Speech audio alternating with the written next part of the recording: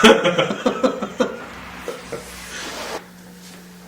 everyone, How you doing, Craigslist? these two guys are back. Season 3. Season 3, everybody. Yeah. We're gonna be consistent. Yeah, we'll see. Man, in the off season, what have you been doing, Steve? I rode my bike a whole bunch. Tried every avenue I could to not work a real job anymore, but ultimately had to pay the mortgage and work in a factory again. So that's what I've been doing. What about you? Well, I had a great job, and I quit that great job. I've decided to take my life savings and start a coffee shop / guitar shop called The Melody Maker.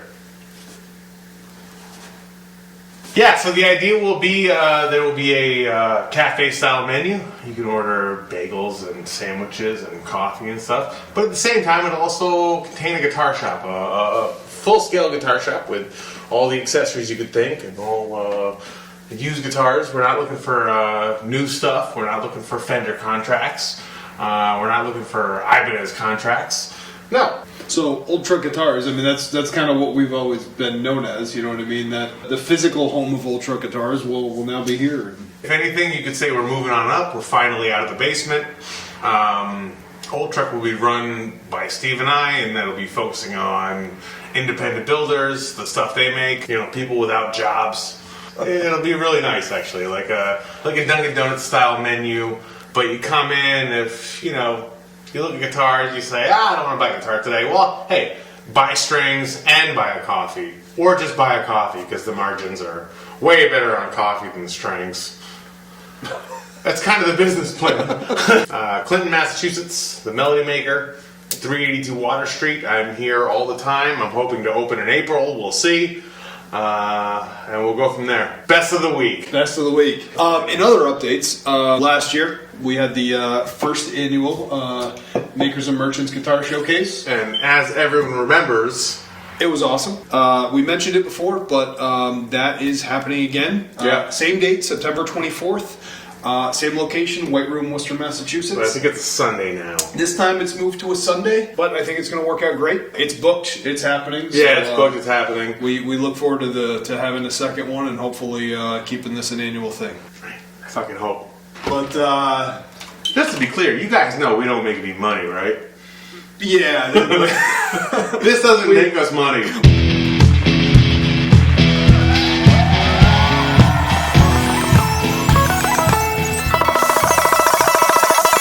first best of the week for $200 out of Bristol, Connecticut.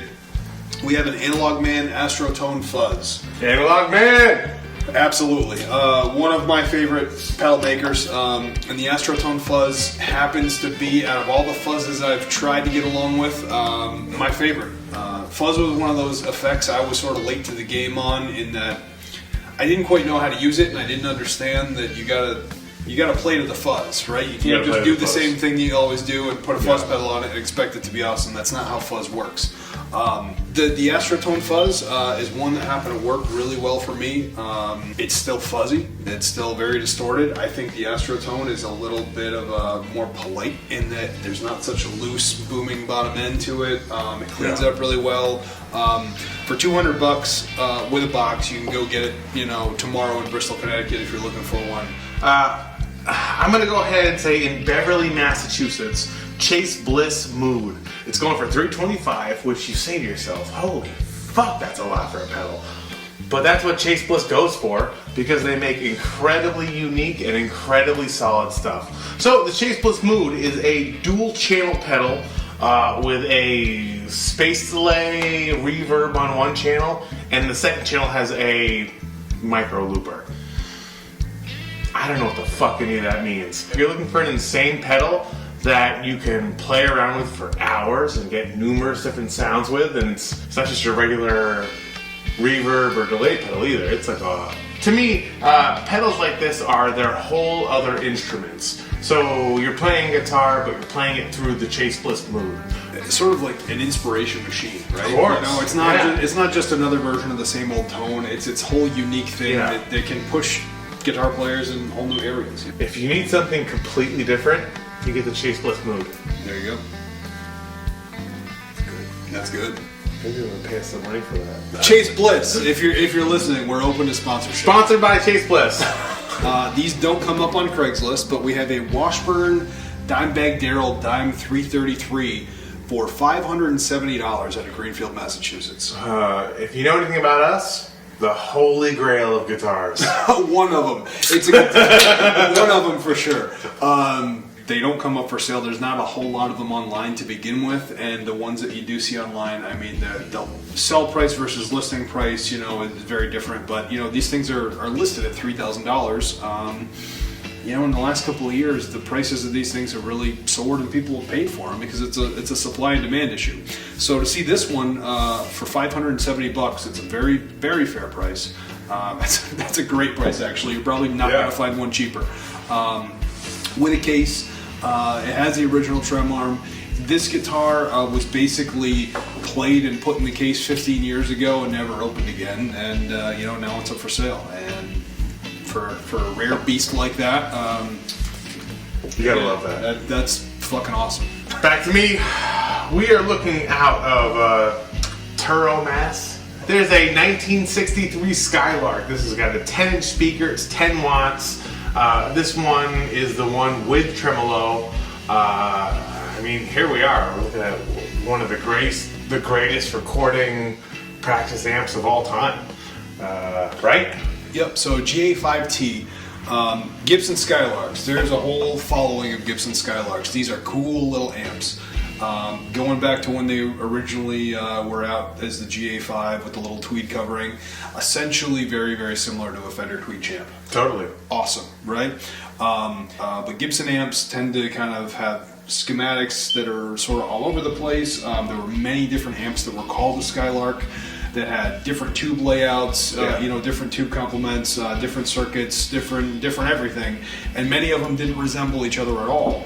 If you're looking for a Gibson Skylark, obviously the most desirable ones are going to be the ones where if you kind of look at the tube complement and you see the same tube lineup as a Fender Tweed Champ, that's kind of the ones that are probably most iconic. Last one for me, we've got out of Burlington, Vermont, for $700, a 1966 Ampeg Reverberocket tube. Hey, man. Now, I've said it before on this show, and I'm saying it again because there's another one on Craigslist. Ampeg amps are underrated. This is a 12-inch combo, vintage American-made combo that looks awesome, that sounds great, that has tube-driven reverb and trem. This amp has the foot switch, and it's $700. Think about if you were to buy, a mid-60s deluxe reverb or something that may be comparable to this. You're talking easily twice the price, if not more. You know what I mean? Yeah, I want one of these bad. So when I see one, they're going to end up on Best of the Week, and it's just a matter of time before I say I bought one, and here we go. Now, we have been on this guy's dick for about 3 years now. His name's Frank's Amps. All right, he's out of Cape Cod. Guy makes what I assume to be amazing Fender clones. And just to be clear, we've tried to get a hold of Frank. Frank hasn't got back to us. No, Frank don't do email. Frank don't do Instagram.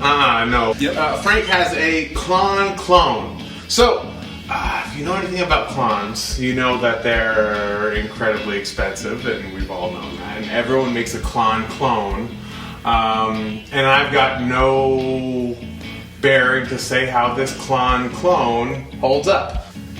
I use a clone on my board. Yeah, one of the pedals on there. I have What is the Mythos Wildwood Mjolnir. Yeah, but they don't call it a clone. No, they don't call it a clone. So back to Frank's amps. What is it? $150? All right, go buy an overdrive pedal for $150. You know what I mean? You're going to spend that. You're going to spend more than that on a lot of overdrive pedals on the market. I checked this one out. It looks the part, right? It's got the cool looking case. It's it's a gold color like a lot of clones. It's all through hole PCB construction, so it's not surface mount if that matters to you. Yeah, you want to buy amp builders. Usually, you assume can build a pedal pretty well. You would assume that. And there's a lot of clones on the market, but we deal with a lot of people locally, and if you can get somebody from somebody who's or get a pedal like that from someone who's local, why the hell wouldn't you do it? You know what I mean? In my opinion, and this is just one guy's opinion, It's a good one. And we're not going to demo because there's thousands of hours of Klon style pedal demos in the world. Yeah, you don't need our shitty demo. You don't need our shitty demo.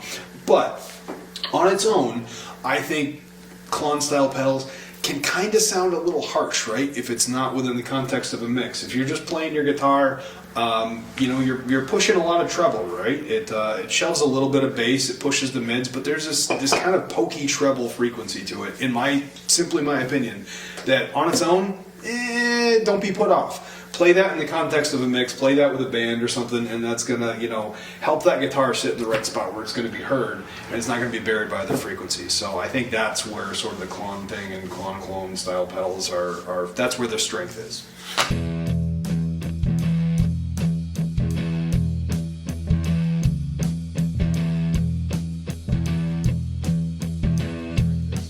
So, best of the week. That's Best it. of the week. That's what we got. Worst of the week? Worst of the week. Out of Phillipston, Mass. Nobody wants to go to Phillipston. So they have 2 high school band hats for $20. That's a trap. It's a trap. Don't go there. Don't do it. Don't do it. Dad says they're vintage marching band hats. That's a trap. Don't go to Phillipston. I think they're kind of cool. Last worst of the week, we've got a DoD grunge pedal for $50 out of Northern Rhode Island. Of course, it's Rhode Island.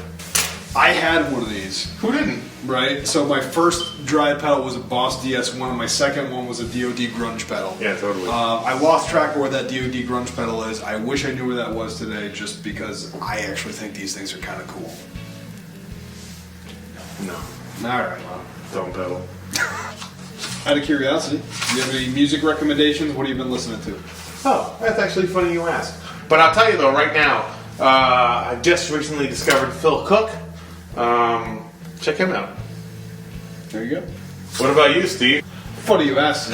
So I recently just picked up the EP, I think it's Stoned by Blackberry Smoke. A bunch of Rolling Stones covers. I like Blackberry Smoke. I like the Rolling Stones. Yeah. And I love it when bands do cover albums. A band that I like. Yeah, Love it. This is a band that I like. If you've never heard Blackberry Smoke, check them out. Very southern inspired. I think they're from Georgia. Just awesome Marshalls, Les Pauls, rock music. And Yeah. to see them doing some Rolling Stones tunes, it sounds good to my ears. So, Thank you very much for watching this show. season 3 premiere. Thank you very much. Keep an eye out for the Melody Maker in Clinton, Mass. Yeah. Keep an eye out for the Makers and Merchants Guitar Showcase happening in September. Yeah. And we're going to do this damn show at some frequency again. We'll see.